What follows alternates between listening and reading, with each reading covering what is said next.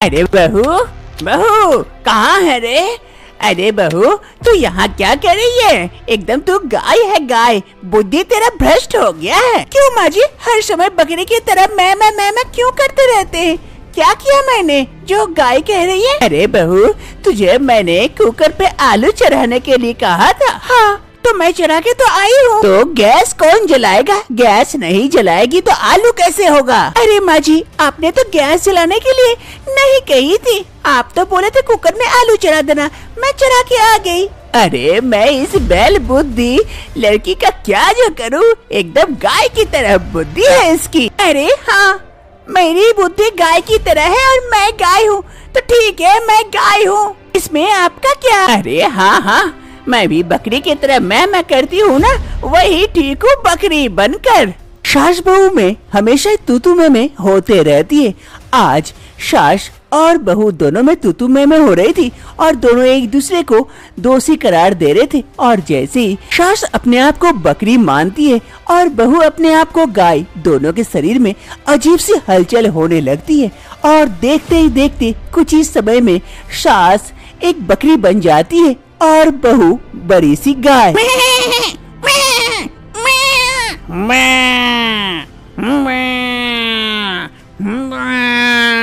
अरे ये क्या हो गया? मैं गाय कैसे बन गई और सास बकरी?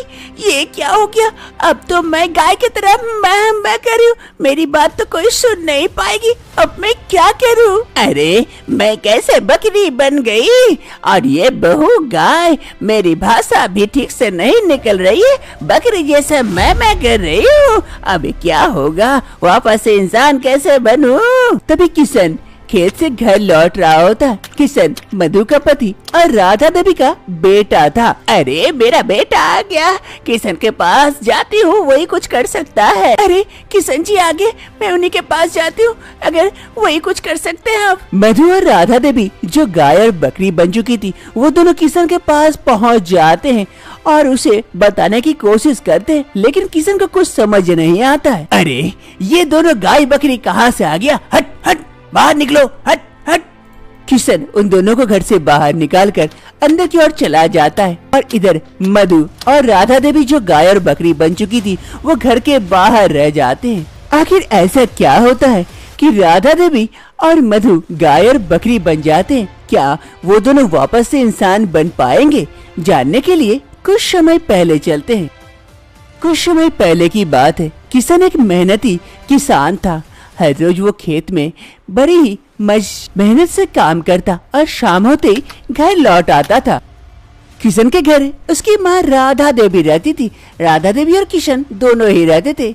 अरे माँ, अरे बेटा किशन आ गया, आ बैठ, मैं तेली जल्दी से खाना बना के लेके आती हूँ। अरे क्या माँ अभी तक खाना नहीं बनाई हो? बड़ी भूख लगी है। अरे बेटा क्या करूँ, बूढ़ी जो हो गई हूँ, अब थोड़ा बहुत करने जाती हूँ तो थक जाती हूँ। अब एक काम कर, बहू लेके आ, बहू आने से मेरी भी थोड़ी सी सहायता हो जाएगी और तुझे भी समय पर खाने को मिलेगी। क्या माँ अब मैं बहू कहाँ से ढूंढूं तुम्हारे लिए? अरे बेटा तू चिंता मत कर, वो मैं ढूंढ लूंगी तेरे लिए। अब तू बैठ, मैं लेके आती हूँ खाना। किशन जाकर चौकी पर बैठता है और उसकी माँ खाना बनाने के लिए जाती है। किशन अपनी शादी की बात सुन मन ही मन थोड़ा सा खुश होता है। कुछ समय बाद राधा देवी किशन के लिए एक अच्छी सी लड़की देखती है और उसके साथ किशन की शादी करा देती है। इस शादी से सभी कोई काफी खुश होते हैं। शादी की दूसरी सुबह मधु किचन में चाय बना रही होती है, तभी उसकी सास राधा देवी वहाँ आ पहुँचती है। अरे बहू बहू बहू, अरे बहू यहाँ क्या कर रही है? अरे माँ जी आइए आइए, चाय बना रही थी आप सबके लिए। अरे बहू ये कौन सा बीरबल का चाय बना रही है जो सुबह से बने जा रही है? कब से इंतजार कर रही थी चाय का, लेकिन नसीब तो हुआ नहीं, इसीलिए देखने आ गई कि कौन सा चाय बना रही है ऐसा। अरे माँ जी ज्यादा देर चाय उबलने से अच्छा टेस्ट आता है, इसीलिए उबाल रही थी। हाँ मैं भी देखती हूँ कितना टेस्टी चाय बनाती है, मैं भी बैठती हूँ यहीं। फिर सास राधा देवी किचन में रखे कुर्सी पर जाकर बैठ जाती है और इधर मधु चाय बनाती है। कुछ ही समय में मधु का चाय बनाना हो जाता है तो मधु अपनी सास को देती है। माँ जी ये लीजिए चाय, पी के देखिए, बड़ा ही टेस्टी बना होगा। हाँ हाँ पी के देखती हूँ कैसे बनाई है।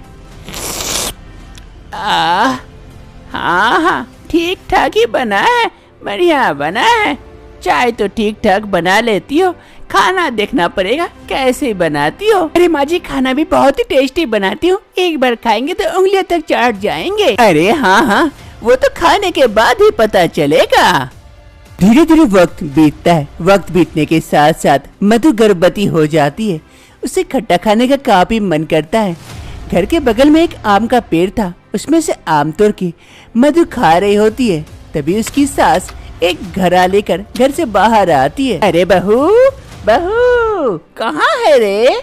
अरे बहू तू यहाँ खड़ी होकर आम का मजा ले रही है, खट्टा खा रही है और घर में एक बूंद भी पानी नहीं है, गला सूखा जा रहा है प्यास से। ये ले घड़ा और जल्दी से नदी से पानी भर के लेके आ। लेकिन माँ जी मैं इस वक्त पानी कैसे ला सकती हूँ, मैं गर्भवती हूँ और इतनी दूर नदी से पानी लाते वक्त अगर कुछ ऐसा वैसा हो गया तो? अरे बहू कुछ नहीं होगा, ऐसा कह रही है जैसे हमने कोई बच्चा ही पैदा नहीं की हूँ, तू ही पहला बच्चा पैदा करने वाली है। कुछ नहीं होगा, ये ले घड़ा और जा नदी से पानी लेके आ जल्दी से। सास अपनी बहू को घड़ा थमा देती है और वहाँ से चली जाती है। और इधर मधु, अरे ये मेरी सासू माँ भी दिन भर बकरी की तरह मैं करते रहती है, मेरे पीछे दिन भर लगे रहती है। लगता है ये बकरी होती तो ज्यादा अच्छा होता। अब जा रही हूँ पानी लाने के लिए नदी, क्या जो करूँ। फिर मधु धीरे धीरे पानी लाने के लिए वहाँ से चली जाती है। एक रोज सास, अरे बहू बहू। अरे हाँ माँ जी आई। हाँ माँ जी कहिए। अरे बहू मुझे बड़ी जोर की लगी है, एक काम कर कुकर में आलू डाल के चढ़ा दे, तब तक मैं आती हूँ। चावल बन चुकी है, सब्जियाँ बना लूंगी फिर। ठीक है माँ जी। ये कहते हुए सास राधा देवी वहाँ से चली जाती है। और इधर मधु, अरे सासू माँ ने आलू डाल के कुकर में चढ़ाने को कहा, मैं कुकर में आलू डाल के चढ़ा देती हूँ। हाँ चढ़ा तो दी, लेकिन गैस ऑन करूँ? नहीं सासू माँ ने तो ऑन करने के लिए नहीं कही थी, तो मैं क्यों ऑन करूं? बस हो गया मेरा काम, जाती हूँ। ये कहते हुए मधु वहाँ से चली जाती है। कुछ समय बाद राधा देवी वहाँ आती है। आकर देखती है कुकर तो गैस पर चढ़ा हुआ है, लेकिन गैस नहीं जला हुआ है। अरे ये क्या, इस गाय बहू का मैं क्या करूं, मोटा बुद्धा बहू। मैंने कहा कुकर चढ़ाने के लिए तो कुकर ही चढ़ा दी, गैस तक नहीं जलाई है। आलू क्या अपने आप बॉयल हो जाएगा? देखती हूँ ये गाय बुद्धि गाय ही रहेगी। एक सुबह मधु और राधा देवी दोनों आपस में तू मैं कर रही थी, एक दूसरे से झगड़ रही होती है। तभी उधर से माता लक्ष्मी गुजर रही होती है। उन दोनों का झगड़ा देख रुक जाती है। अरे ये दोनों सास बहू कभी भी अपने झगड़े से वास नहीं आती है, हमेशा तू मैं करते रहती है। इसे सबक सिखाती हो, तभी इन्हें अपने गलती का एहसास होगा। तभी माता लक्ष्मी उन दोनों को गाय और बकरी बना देते हैं। हाँ अब हुआ, अब लड़ो और झगड़ो। जब तक तुम लोग दोनों एक दूसरे को नहीं समझोगे तब तक तुम लोग ऐसे ही बने रहोगे। वर्तमान समय ऐसे अब दिन बीतता है। दिन बीतने के साथ साथ वो गाय और बकरी को हर सुबह किसान घास डालकर खेत की ओर काम के लिए चला जाता है। उसकी बीबी और माँ नहीं मिलने की वजह से वो काफी दुखी होता है। और इधर मधु और राधा देवी जो गाय और बकरी बन चुकी थी, ऐसे अपना दिन काटती है। धीरे धीरे वक्त बीतने लगते हैं। एक सुबह राधा देवी और मधु दोनों के पेट में काफी दर्द शुरू हो जाता है और दोनों काफी जोर जोर से आवाज करने लगते हैं। लेकिन तभी किसान नहीं था, वो तो घास डालकर चला गया था खेत की ओर। वहाँ अगल बगल कोई नहीं होता है। मधु जो गाय बन चुकी थी काफी छटपट चरपट करती है और देखते ही देखते एक इंसानी रूपे बच्चे को जन्म देती है। ये देखकर वो बकरी यानी कि उसकी सास को उसकी बहू के दर्द का एहसास होता है। उसे काफी दया आती है। और इधर देखते ही देखते उसकी सास जो बकरी बन चुकी थी वो भी 2 मेमने को जन्म देती है। और दोनों के बच्चे जन्म होते ही दोनों के शरीर में अजीब सी हलचल होती है और दोनों वापस से अपने पूर्व रूप में आ जाते हैं। दोनों को एक दूसरे पर काफी दया आती है। अरे माँ जी, माफ कर दीजिए माँ जी, मैं आपके बारे में कितना भला बुरा समझती थी कि आप दिन भर बकरी के भांति मैं करते रहते और आप बकरी बन गए। अरे हाँ बहू, मुझे भी माफ कर दे। मैं भी तुझे गाय की भांति कितना कहती थी कि तू गाय है गाय, और तू वास्तव में गाय ही बन गई। हम दोनों को अब अपनी गलती का एहसास हुआ। हम दोनों को एक दूसरे का साथ देना चाहिए, न कि दिन भर एक दूसरे के लिए झगड़ते रहना चाहिए। अगर ऐसे ही झगड़ते रहे तो किसी दिन कुछ और ही बन जाएंगे। ऊपर वाले कहीं न कहीं से देख रहे होते हैं, और देख हमारी हालत भी हमें अच्छी सी सीख देने के लिए ही हमें गाय और बकरी बना दी है। हाँ माँ जी, आप सही कह रहे हैं। देखिए, मेरा बच्चा भी हुआ है। अरे हाँ बहू, और मैं भी 2 मेमने को जन्म दी हूँ, लेकिन वो तो बकरी का बच्चा है। ये तो मेरा पोता है। पोते को पाकर सास का भी खुश होती है और एक दूसरे के साथ तू मैं करना बंद कर देती है। शाम के वक्त जब किशन घर लौटता है, अपनी बीबी और मम्मी को देखकर काफी खुश होता है। अरे माँ, मधु, कहाँ चली गई थी तुम? कितना ढूंढा, कहीं कोई अता पता नहीं। और ये बच्चा किसका है? अरे बेटा, क्या करूँ, बहू को अचानक से पेट में दर्द हुआ, हमें अचानक से शहर जाना पड़ा, और बहू का बच्चा जब तक नहीं हो गया वहीं रुकना पड़ा। अब क्या करूँ, कैसे तुझे खबर भेजूं? कोई रास्ता नहीं था, इसीलिए बहू का बच्चा होते ही हम सीधे घर को आ गए। देख, पोता हुआ है, तेरा बेटा हुआ है। अरे माँ, ये तो बड़ी खुशी की खबर है।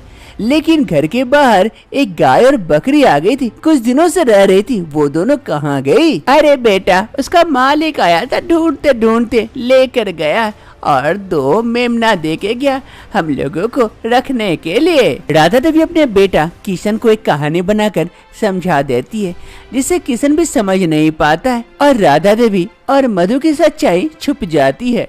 अरे माँ जी, आपके बच्चे तो काफी अच्छे हैं। अरे बहू, अब मेरी कान खींचना बंद कर, वरना फिर हम दोनों तू मैं करते करते न जाने क्या बन जाएंगे। अब से सास बहू और तू मैं नहीं करती है, एक दूसरे से नहीं झगड़ती है, अपने पूरे परिवार के साथ आगे की जिंदगी अब खुशी खुशी बिताती है। आगे भैया के पेट में दर्द। अरे अरे बहू, बहू कहाँ हो, जल्दी आ बहू। क्या हो रहा है? अरे माँ जी, क्या हुआ माँ जी, क्या हुआ? अरे बहू, काफी तकलीफ हो रही है, लगता है डिलीवरी होने वाली है, बच्चा पैदा होने वाला है। अरे माँ जी, आप तो कह रहे थे आपका गैस हुआ इसीलिए इतना बड़ा पेट हो गया, और आप बोल रहे बच्चा पैदा कर रहे, ऐसे कैसे माँ जी? अरे बहू, बकवास बंद कर और जल्दी से मेरी मदद कर।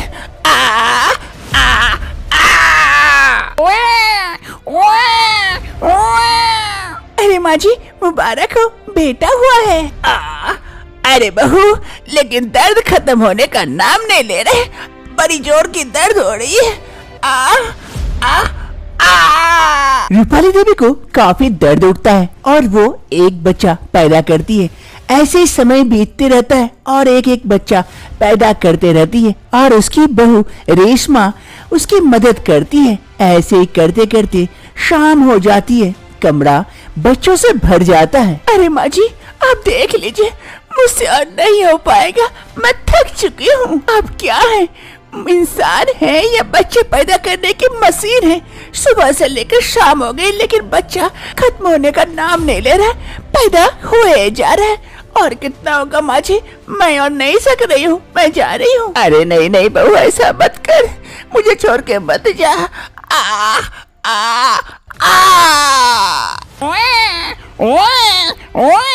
माँ जी, अब बस कीजिए, इतने बच्चों का हम करेंगे क्या?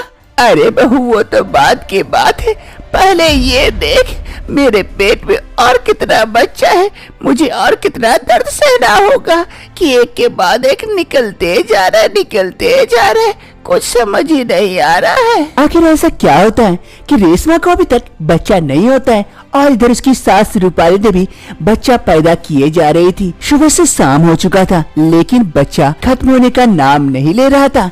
रूपाली देवी अभी तक बच्चा पैदा कर रही थी और कितने बच्चों को जन्म देगी रूपाली देवी, ये सारी बातों को जानने के लिए कुछ समय पहले चलते हैं।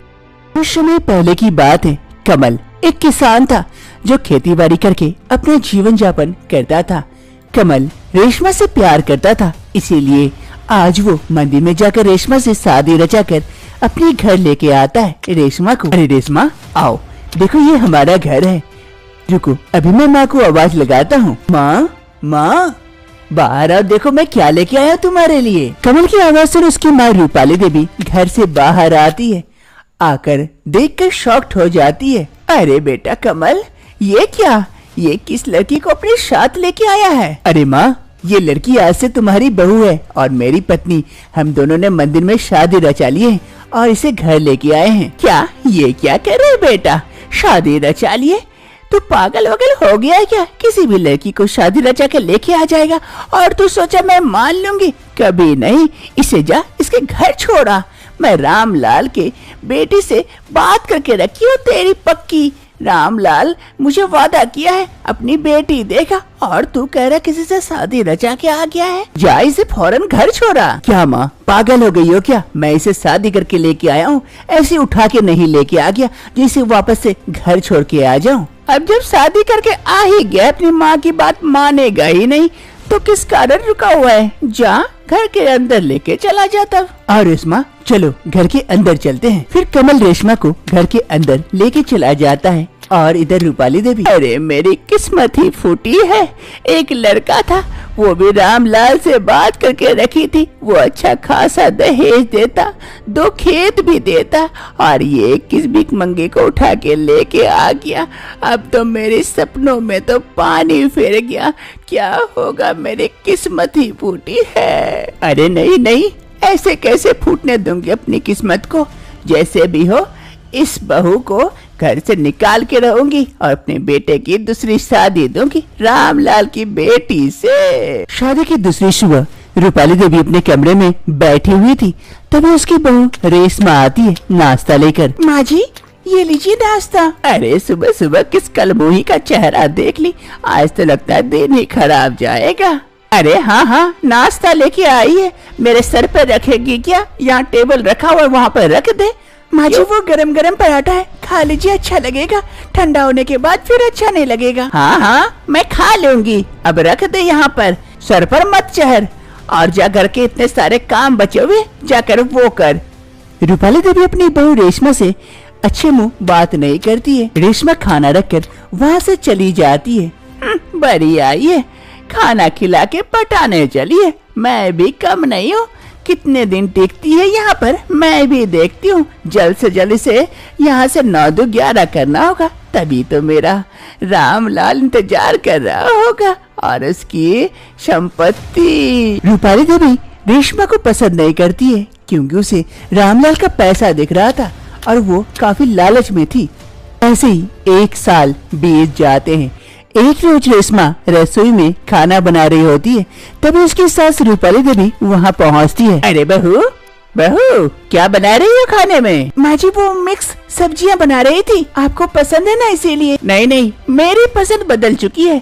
ये ले अंडे, अंडे बना, अच्छे से बनाना ताकि अच्छा लगे। लेकिन माँ जी सारी सब्जियां तो बन चुकी है, बस यही बनना बाकी था, कल बना देती अंडे। क्या अब तुम मेरे मुंह पे बोलेगी कि कब मुझे अंडे खाना है, कब मुझे मछली खाना है? चुपचाप मन से अंडे बना, अभी मुझे आज ही खाना है। ठीक है माँ जी बना देती हूँ अभी। बड़ी आई है मुझे बोलने वाली, मुझे कब क्या खाना है क्या नहीं, बस खाना ही बना सकती है। 1 साल हो गए शादी को, लेकिन अभी तक कोई खुशखबरी नहीं दे सकती है। क्या पता बात है कि नहीं। भले ही मैं रामलाल की बेटी के साथ अपने बेटे कमल की शादी देती तो अभी नाती पोतों की लाइन लग जाती, और ये है कि बाज बनी बैठी है, अभी तक कोई बच्चा नहीं। बड़ी आई है सब्जी पसंद करवाने वाली। ये बोलते बोलते रूपाली देवी वहाँ से चली जाती है और ये बात सुनकर रेशमा को काफी बुरा लगता है। एक रोज रेशमा नदी में पानी भरने के लिए आई हुई थी। उसे अपनी सास की बातें याद आ रही थी। वो काफी दुखी थी। तभी वहाँ पर मधु आती है, गांव की एक औरत। अरे रेशमा, अब तो तुझसे मुलाकात ही नहीं होती, कितने दिनों के बाद भेंट हुई तुझसे, दो बातें कर लो। कैसी है रे? ठीक हूँ मधु। क्या बात है रेशमा, तुझे देख के लग नहीं रहा है कि तू ठीक है। लग रहा है कोई बात तुझे परेशान कर रही है। मुझे बता, हो सकता है मेरे पास उसका कोई उपाय हो, तोड़ हो। अरे नहीं नहीं, ऐसी कोई बात नहीं है। हाँ हाँ, अब मुझे क्यों बताएगी, अपना दोस्त नहीं समझती ना, इसीलिए तो। अरे नहीं रे, ऐसी कोई बात नहीं है। अरे मुझे पता है, पक्की कोई ऐसी बात है जो तुझे परेशान कर रही है, तेरे चेहरे पर नजर आ रही है। अब बोल भी दे। अरे मधु, अब क्या ही बोलूं मैं तुझे, शादी को 1 साल हो गए, अभी तक मैं गर्भवती नहीं हो पा रही हूँ, जिस कारण मेरी सास अब हर रोज मुझे सुनाती है। अब मैं क्या करूँ, कोशिश तो कर रही हूँ, नहीं हो रही है तो मैं क्या करूँ। अरे तो एक काम क्यों नहीं करती, हो सकता है कि कोई दिक्कत आई हो तो बगल के गांव में एक वैद्यराज जी रहते, वो सबका इलाज करते, वहाँ जाके देख, वैद्यराज जी से बात कर, हो सकता है कोई दवा दे दे जिससे तुझे बच्चा हो जाए और तेरी सास भी खुश हो जाए। क्या तू सच कह रही है, वो वैद्यराज जी के पास इसका दवा होगा? अरे होगा, क्यों नहीं होगा, तू जाके तो देख। ठीक है, मैं कल ही जाके भेंट करती हूँ उस वैद्यराज जी से। चल ठीक है, तू पानी भर, मैं चलती हूँ, वरना मेरे ऊपर सास फिर चिल्लाने लगेगी कि कहीं जाकर अड्डाबाजी कर रही थी मैं। ये कहते हुए रेशमा वहाँ से चली जाती है। दूसरी सुबह वैद्यराज जी अपने घर से एक बोतल लेकर निकल रहे थे, तभी वहाँ पर रेशमा पहुँचती है। नमस्कार वैद्यराज जी, मैं तो आप ही से भेंट करने के लिए आ रही थी। अच्छा, वो आपसे मुलाकात हो गई? अरे बेटी, लेकिन मैं तो थोड़ा सा जा रहा था, मुझे काम है, ये दवाई पहुंचानी है। लेकिन वैद्यराज जी, मेरी भी एक बड़ी समस्या है, उसका समाधान के लिए आपके पास आई थी, क्या निराश लौटना पड़ेगा? वैसे मैं निराश किसी को लौटाता नहीं हूँ, लेकिन अच्छा बताओ क्या समस्या है, हो सके तो मैं जल्द से जल्द तुम्हारा समाधान कर दूं और फिर मैं चला जाऊं। वैद्यराज जी, साल भर हो गए शादी को, लेकिन अभी तक मैं माँ नहीं बन पाई हूँ, गर्भ धारण नहीं कर पा रही हूँ, जिस कारण मेरी सास हमेशा सुनाते रहती है। तो अगर आपके पास कोई इसका इलाज है तो प्लीज वैद्यराज जी इसका निवारण कर दीजिए। वैसे बेटी, तू किस गांव से आई है? वैद्यराज जी, मैं वो बगल वाले रामपुर गांव से आई हूँ। अरे बेटी, मैं तो वहीं जा रहा था, तुम्हारे गांव के सरपंच ने मुझे याद किया था, उसी के लिए दवाई लेके जा रहा था। वो कह रहे थे कि तुम्हारे गांव में कोई समस्या है, जो औरतें माँ नहीं बन पा रही है, इसीलिए तो देख वही दवाई बनाया हूँ। एक काम करना, ये इसमें से एक दवाई निकाल के तू खा लेना, बाकी तू सरपंच को दे देना, मेरे जाने की जरूरत भी नहीं पड़ेगी। सच में वैद्यराज जी, इसमें से एक दवाई खाने से मैं गर्भवती हो जाऊंगी? अरे हाँ, अवश्य हो जाओगी, ये लो, ये जाके याद करके दे देना। रेशमा काफी खुश हो जाती है, वो बोतल ले लेती है वैद्यराज जी से और लेकर चली जाती है। रेशमा उस बोतल को लेकर अपने कमरे में आ जाती है। अरे क्या करूं, इसे कहीं छुपा के रख देती हूँ, बाद में जाकर मुंशी जी को दे दूंगी। क्या करूँ, कहाँ रखूँ? हाँ, इस अलमीरा के ऊपर ही रख देती हूँ ताकि किसी की नजर न पड़े। फिर रेशमा जाकर उस बोतल को उस अलमीरा के ऊपर रख देती है और वहाँ से चली जाती है। कुछ समय बाद रूपाली देवी कमरे में आती है। कुछ ढूंढते ढूंढते अचानक से रूपाली देवी की नजर उस बोतल पर जाती है। अरे ये क्या, बोतल में कुछ रखा हुआ है, शायद बहू ने अचार रखी होगी, चुपके चुपके खाना चाहती है, मुझे नहीं देना चाहती है, बड़ी चालू है, मैं भी दिखाती हूँ, अभी उतारती हूँ। रूपाली देवी वो बोतल को उतार लेती है। अरे एक तो चख के देखूं कैसा है और क्या है, किस चीज का अचार है ये। फिर रूपाली देवी उस बोतल से कुछ चीजें निकालती है, एक फल जैसा कुछ निकलता है जिसे वो चखती है, उसे काफी टेस्टी लगती है, वो पूरी खा जाती है। बड़े ही मजेदार है। अरे नहीं नहीं, अगर यहाँ रखूंगी तो बहू खा के खत्म कर देगी, मुझे तो बहुत ही पसंद आई, इस बोतल को लेके चली जाती हूँ, अपने कमरे में छुपा के रखूंगी और चुपके चुपके खाऊंगी, बहू को दूंगी भी नहीं, वो ढूंढते रह जाएगी। फिर रूपाली देवी चुपके से वो बोतल को चुरा कर लेकर वहाँ से चली जाती है। वर्तमान समय शाम का वक्त हो रहा था। रूपाली देवी बिस्तर पर सोई हुई थी, नीचे रेशमा बैठी हुई थी अपने सर पकड़कर और वहाँ पर 100 बच्चे थे। तभी वहाँ पर कुणाल आता है इन बच्चों को देखकर, अरे रेशमा, ये क्या, इतने सारे बच्चे किसके हैं? किसके चुरा के लेके आई बच्चे? अरे जी, आप आ गए। मैं सुबह से परेशान हो गई हूँ, थक के हालत खराब हो गई है। ये बच्चे हमने चुरा के नहीं लेके आए, ये सारे बच्चे मम्मी जी ने दिए हैं। क्या पागल हो गई हो क्या कि कुछ भी कह रही हो? ये बच्चे मम्मी ने दिए, कैसे हो सकता है? माँ कैसे बच्चा दे सकती है इस उम्र में? अरे हाँ बेटा, उस पर मत चिल्ला, बहू सही कह रही है। ये सारे बच्चे मेरे ही हैं, तेरे ही भाई बहन है। सुबह से मैं ही दे रही हूँ बच्चा। लेकिन माँ, तुम इतना सारा बच्चा कैसे दे सकती हो एक इंसान होकर? अरे बेटा, लालच का फल है। ज्यादा लालच करने गई थी, जिस कारण ये फल प्राप्त हुआ है। अरे माँ, इतने सारे बच्चों का हम क्या करेंगे? कैसे पालन पोषण करेंगे? नहीं पता बेटा, आगे जो किस्मत में लिखा होगा वही होगा। दूसरी सुबह वो बैदराज जी सरपंच जी के साथ पहुंच जाते हैं कमल के घर के बाहर। कमल से सारी कहानी सुनने के बाद, अरे सरपंच जी, अब क्या होगा?